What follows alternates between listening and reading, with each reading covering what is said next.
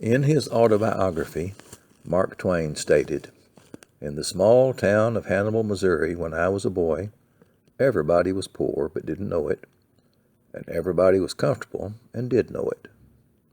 This comment certainly applied to Cleburne, Texas, where Weldon Reed grew up from the mid-1940s through the 1950s.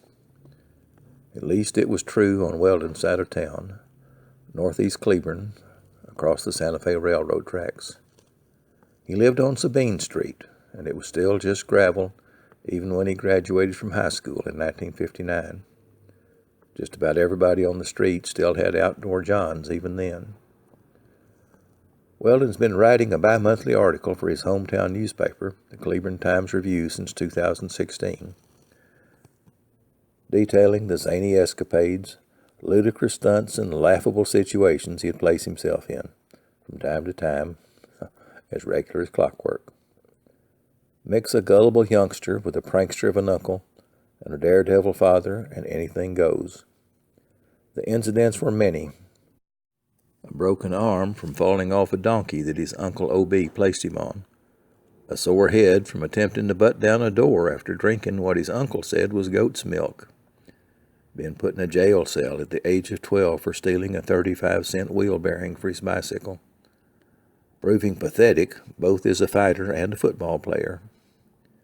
He and a couple of friends smoking an entire carton of Luckies in 2.5 hours.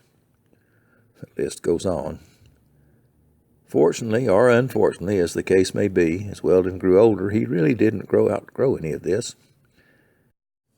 but continued to demonstrate his propensity for absurdity on a frequent basis, as his family would and will agree.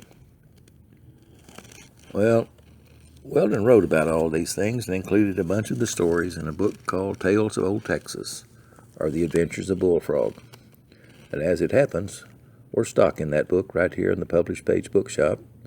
And even better, Weldon himself will be here on April the 13th between 1 and 4 o'clock to sign books, swap a few stories, and talk about old Cleburne.